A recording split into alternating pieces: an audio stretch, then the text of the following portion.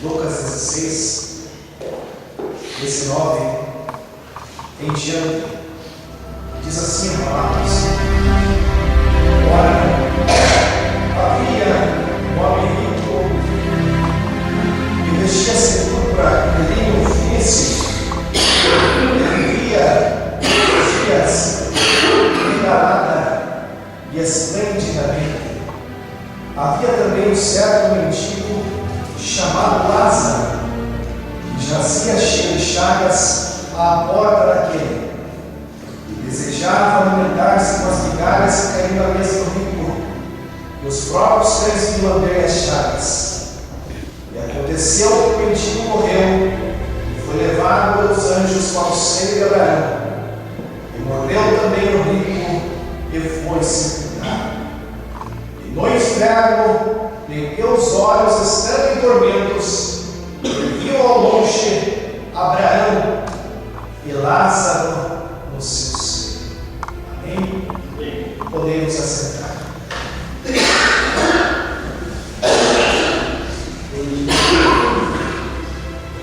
Nós vamos reiniciar aqueles estudos com a direção que o Senhor tem usado. Haja visto a necessidade de nós fixarmos a palavra de Deus. A palavra de Deus é poderosa, viva, eficaz, mais penetrante do que qualquer espada de dois gumes, penetra até a divisão da alma e do espírito, e é apta para discernir os pensamentos e intenções do homem. Vamos, com a graça do Senhor, falar sobre o estado intermediário. Mas antes, a definição do termo escatologia é a junção de duas palavras gregas, escatos e logia.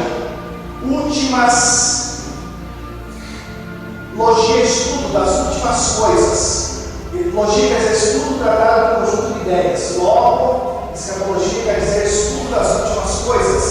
Nesse primeiro estudo, o estado intermediário, que é a situação, o estado em que os mortos se encontram de forma temporária, no espaço de tempo compreendido entre a morte e a ressurreição.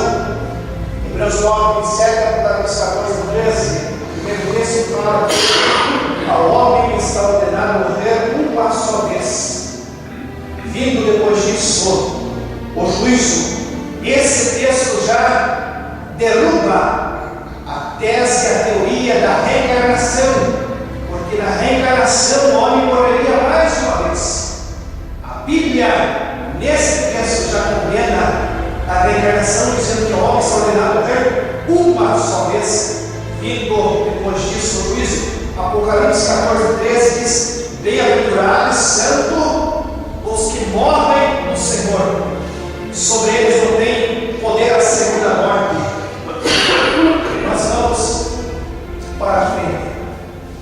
Os conceitos de povos não bíblicos sobre o estado intermediário.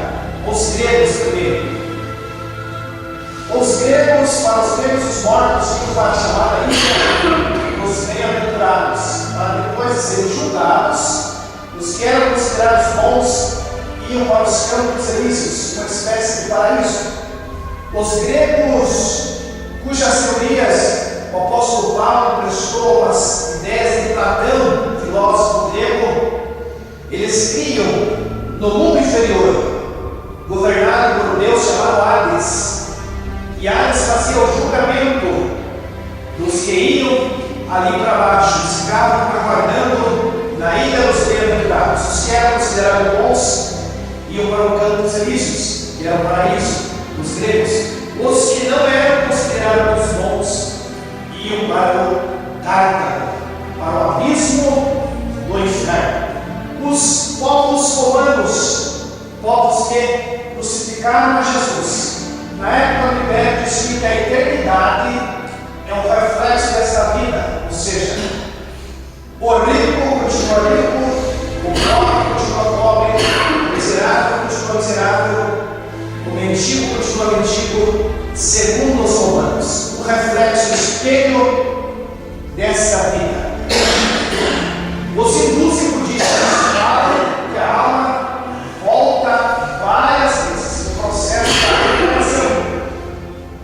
A reencarnação, a pessoa morre, aguarda o espaço de tempo e volta em outra vida. Os hindus, algumas áreas dos hindus acreditam que não podem voltar em animais realmente. Por isso que eles não matam animais sem medo de matar a barata. Eles mataram a barata com medo de estar matando a própria avó. A avó por ter lutado com a barata, o processo que eles chamam de metempsicose. Acredito nesse tipo de reencarnação. Mas a Bíblia, no primeiro texto que nós vimos nesse estudo, ao homem extraordinário morrer uma só vez. Todos esses conceitos são conceitos novos, são bíblicos, que não, alguns creem numa vida após a morte, como os gregos. Os romanos, uma espécie de vida hedonista, voltada ao prazer, dizendo que a eternidade seria uma continuação dessa vida. E os hindus e budistas, hoje, nas teorias dos espíritas, kardecistas, creem na reencarnação. Que a pessoa volta a viver. Alguns falam que a pessoa volta para se aperfeiçoar. O budista afirma que o último processo da reencarnação ela iria para um estado de iluminação chamado nirvana, em que ela se tornaria um iluminado, um Buda, um iluminado. Agora vamos ver o que dizem algumas seitas, conceitos heréticos. Algumas pessoas usando a Bíblia, usam a palavra de Deus para falar de forma errônea sobre esse assunto. Alguns seitas evangélicas, segmentos, falam do som da alma, que a pessoa morre e dorme, como se dormisse, fica inerte. A ressurreição seria quando ela se acordasse, fosse despertada desse sono. Os textos que eles afirmam essa teoria é o texto de Eclesiastes, vamos ver todos eles. O 9:5, porque os vivos sabem que hão de morrer, mas os mortos não sabem coisa nenhuma, nem tampouco terão eles recompensa, mas a sua memória fica em breve esquecida. O pregador está falando das pessoas que estão debaixo do sol. Os vivos sabem que morrer. Os que morreram não sabem coisa nenhuma do que se passa debaixo do sol.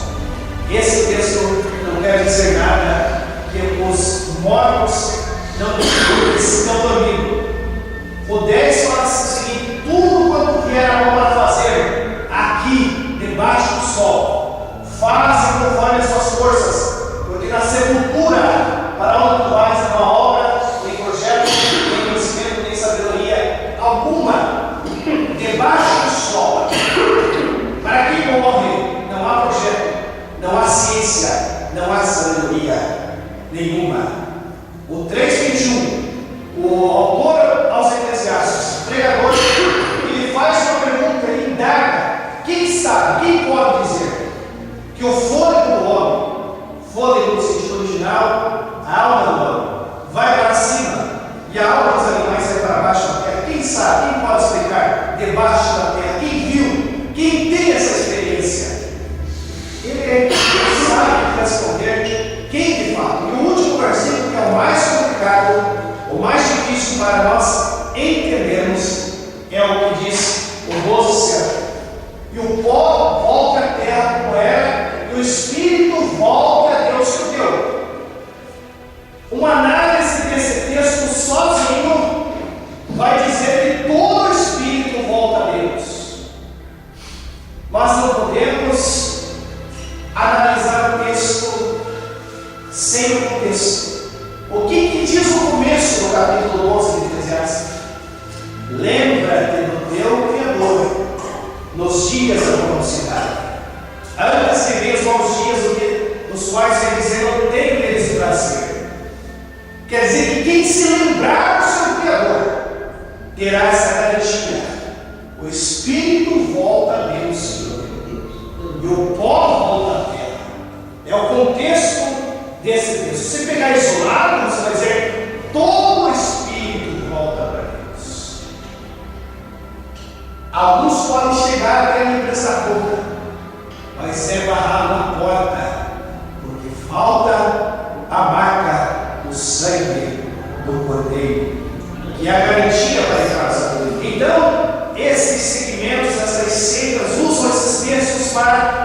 dizer que a alma dorme, que a alma, que o homem interior, o homem imaterial, dorme com o corpo, para ser despertado no dia da ressurreição. Entre outros textos também, usa o texto que Jesus falou na vida de Jairo, quando ele disse: a menina dorme. A respeito de Lázaro, quando Jesus disse: Lázaro, nosso amigo, dorme. Mas Jesus estava referindo-se ao corpo e não à alma. Outra vez Jesus disse assim, que nós não devemos temer ao homem que pode ferir apenas o corpo.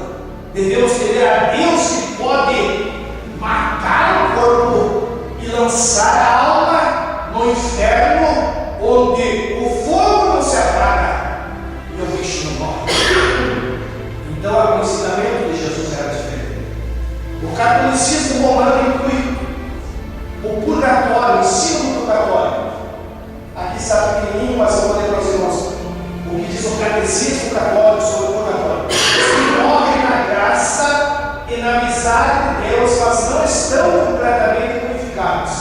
Embora tenham garantido a sua salvação eterna, passam após sua morte por uma purificação, a fim de obter a santidade necessária para entrar na alegria do céu.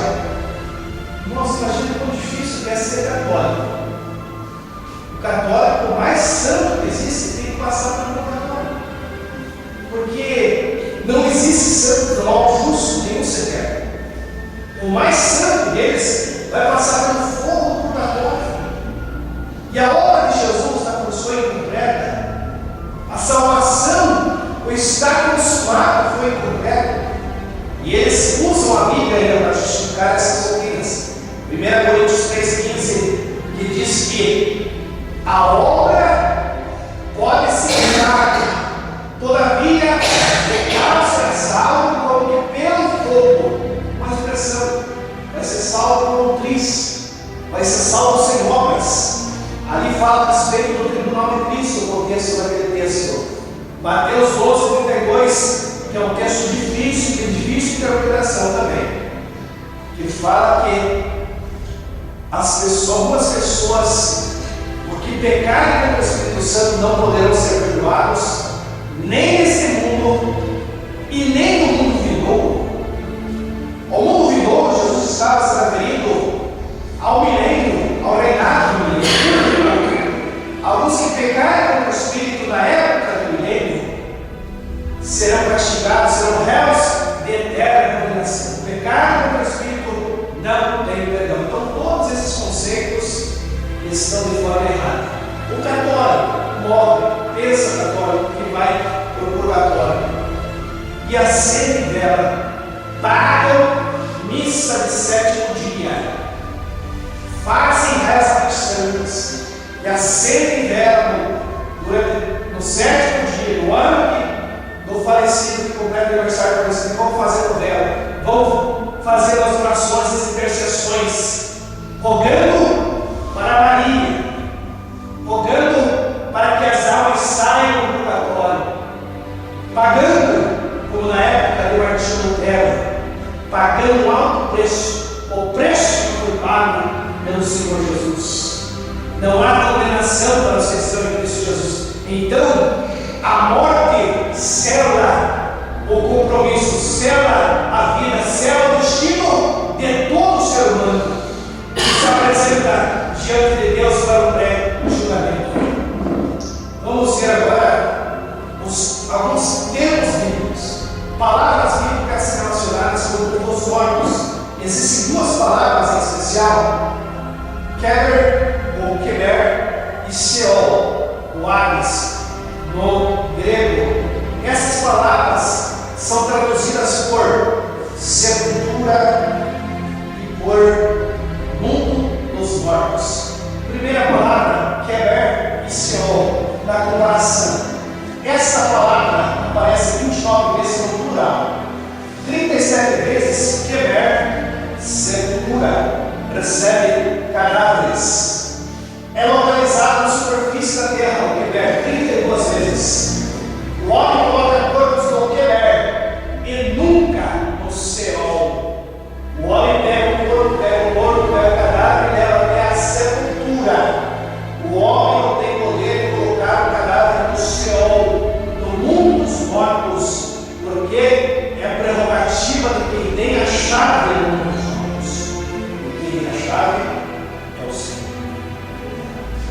homem apalpa o primeiro, ele segura. Mas nunca o Seol. Em 44 vezes se menciona o primeiro para indivíduos, mas o Seol é relacionado a muita gente. O mundo dos mortos, o Seol. No Novo Testamento, o Seol sempre aparece no singular e é localizado nas profundezas. O termo Hades aparece 11 vezes no Novo Testamento. Aqui está porque os hebreus e os judeus entendiam a cosmologia, o cosmos, no alto do firmamento, o trono de Jeová. Ele estava assentado sobre o firmamento. As janelas do céu, as águas do abismo, a superfície da terra e no seio da terra, o mundo dos mortos. Esse é o entendimento judaico dos mortos. E os pilares da terra, eles habitavam a terra, era se sustentada por pilares. Agora, uma outra figura, conforme o texto que foi lido, a concepção horizontal, o Hades, o Seol, debaixo da terra. Havia o Hades, no lado esquerdo, o poço do abismo, o mais profundo do abismo, chamado Tártaro, no seio de Abraão, que era localizado em um espaço mais elevado. Mas do Hades você podia ver o seio de Abraão. Aqui, nessa outra figura, dentro da terra, Hades, à esquerda, seio de Abraão, à direita, o profundo abismo no meio. Agora vamos ver uma coisa interessante. O que acontece? Qual a diferença? A diferença quando morre o justo e o ímpio? Há uma diferença. Malaquias 13 diz: e outra vez vereis a diferença entre o justo e o ímpio. Mas na hora da morte, o que acontece? Deus não tem prazer na morte do ímpio. E quanto aos justos, preciosa é aos olhos do Senhor a morte dos seus santos. Aleluia. Louvado seja Deus. Os ímpios serão lançados no inferno. Salmo 9:17. E os justos são recebidos por Deus. Salmo 49:15. Para o salvo, morrer é lucro, é estar com o Senhor. O ímpio tem medo da morte, morre com pavor de morrer, mas o justo, a morte é o transporte que leva ele à presença do Pai. Filósofos ateus como Nietzsche e Voltaire, ao morrerem, tiveram encontro com o julgamento de Deus. Voltaire, ele pediu a presença de uma criança com ele quando estava no leito de morte. E eles gritaram, esses homens gritaram, Deus, mas eles tinham negado a Deus. Clamaram pelo Deus que eles tinham negado. Robbins, outro cientista, quando estava para falecer, ele disse: eu estou morrendo e estou dando um salto na escuridão. Moody, o homem de Deus que levou 500.000 almas para Cristo, quando ele estava no leito para morrer, ele se expressou dessa maneira: a morte, porque a morte é uma bênção. Os céus se aproximam, a terra se fecha, os céus se abrem, estou vendo o rei que está aberto a semeira. Aleluia! Meu pai contava acerca do jovem. O jovem cuja mãe orava pela salvação, mas aquele jovem rejeitou todas as oportunidades. E um dia, aquele jovem volta do pai esfaqueado, quase morrendo. A sua mãe vai tentar um dia falar do Senhor.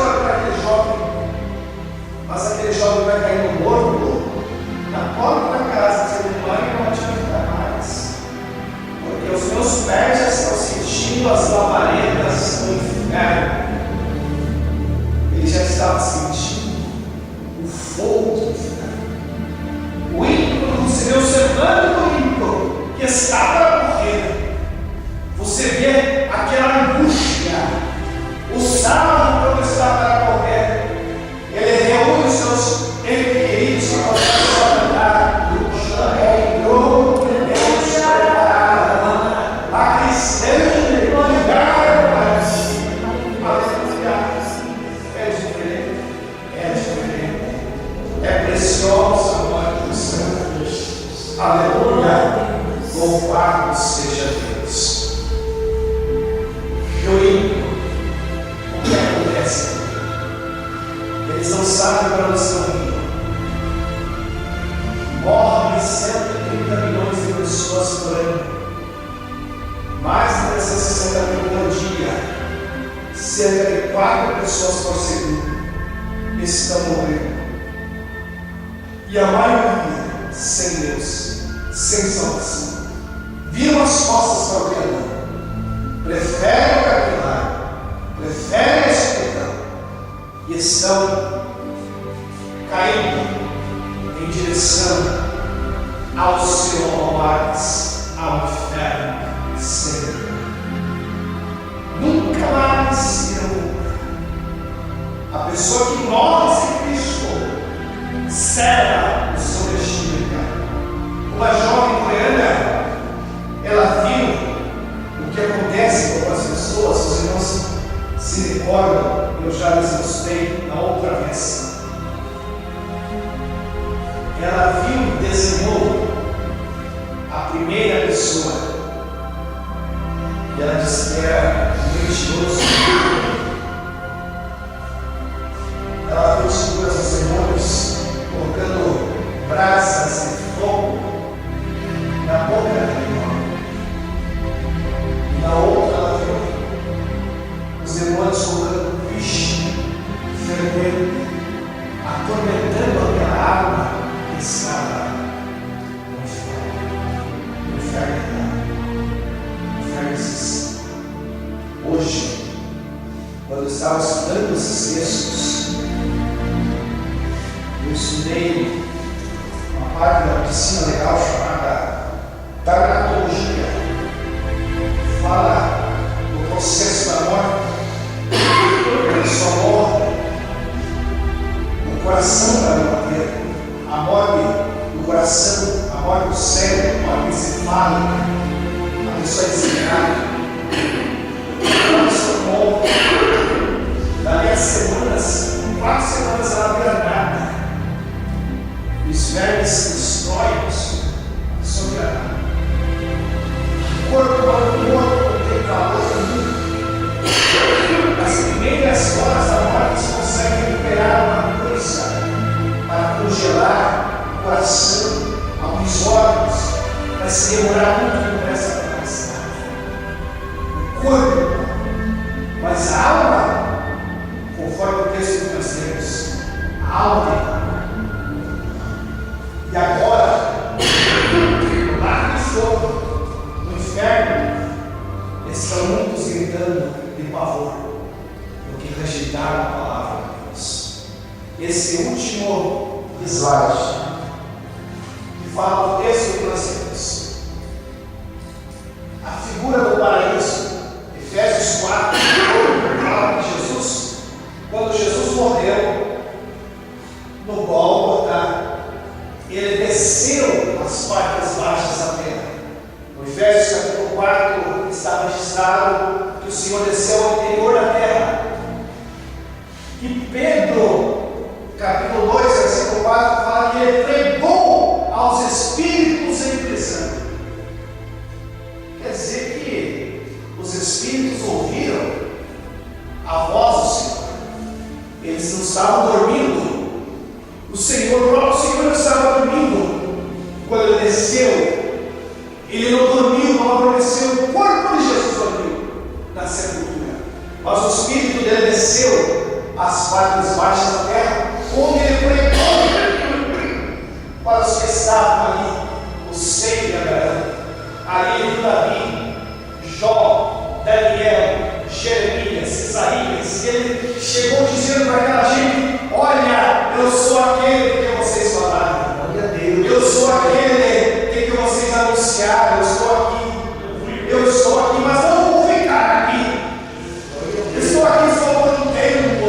E quando ele ressurgiu, ele tirou o seio de Abraão, levou o cativo o cativeiro, transportou os justos do seio de Abraão para o paraíso ou terceiro céu.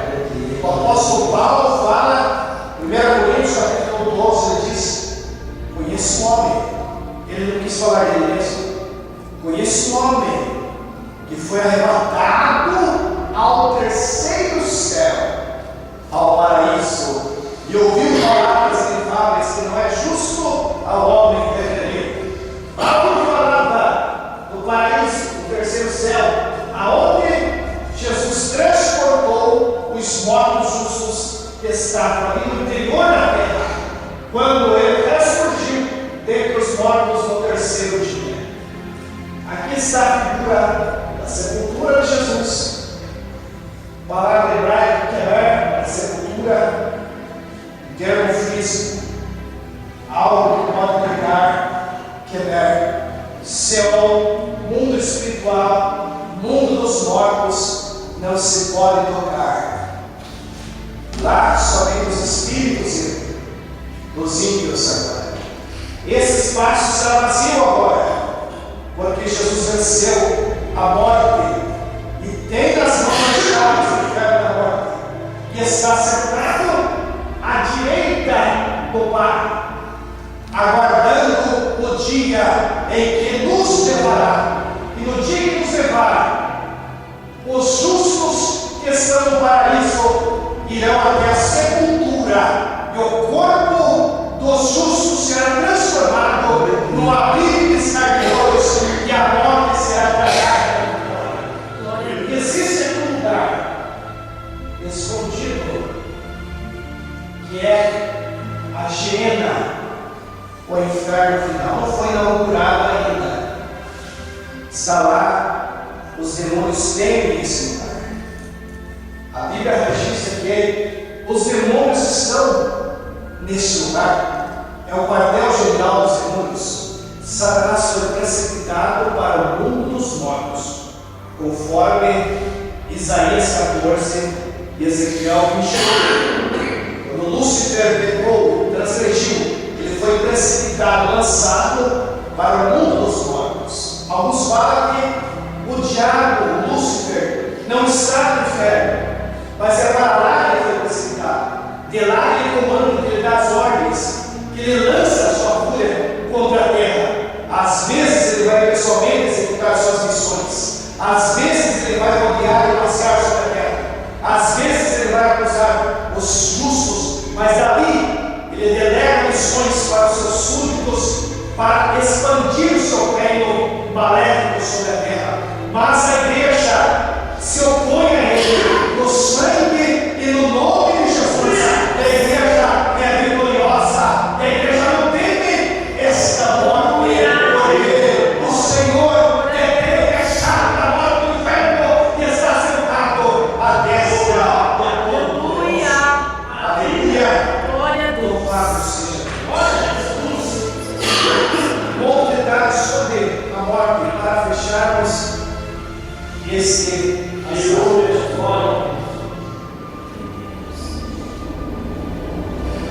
Quem nasce duas vezes está sujeito a morrer uma vez. Quem nasce uma só vez pode morrer duas vezes. Vou explicar.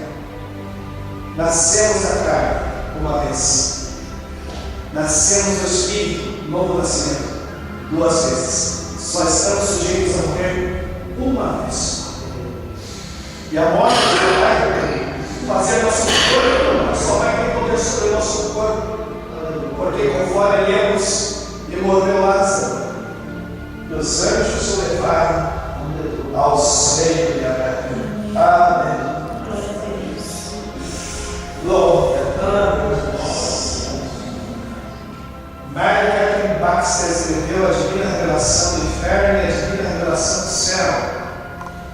E ela fala que quando o justo vai para a eternidade, seus familiares, as margens do rio, e há uma comitiva a receber aquele santo que partiu para o céu, que vai fazer parte da igreja triunfante. Nós fazemos parte da igreja militante. Livros que eu recomendo, você não deixando de ler esse livro, mas você pode ler esses livros que não vai te fazer mal nenhum, para aumentar a tua fé e o teu temor em Deus. Divina Revelação do Céu, Divina Revelação do Inferno, livros que criam em você um temor do Senhor. Não substitui a palavra de Deus, nem um livro, nem uma palavra de homem ou de anjo, nenhuma doutrina substitui a infalível palavra de Deus. Nada substitui. Amém?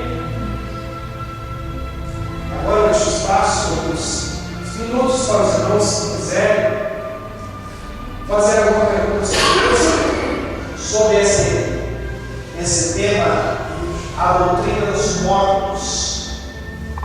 A pessoa morre. Existe a ciência, tenta explicar a morte. Existe na ciência o termo experiência de quase morte. Pessoas que relatam que depois de morrer viram seus corpos, entraram em um túnel de luz. Alguns viram seres maléficos, demônios, e as pessoas relatam isso. Mas nós temos experiência de santos que partiram. O pastor João de Oliveira esteve no céu e viu o inferno, viu o Hades. Pastor Daniel Chuco, da Nigéria, esteve morto por 3 dias. E quando ele voltou dos mortos, ele disse o seguinte termo: eu voltei dos mortos para cumprir a oração do amigo do inferno.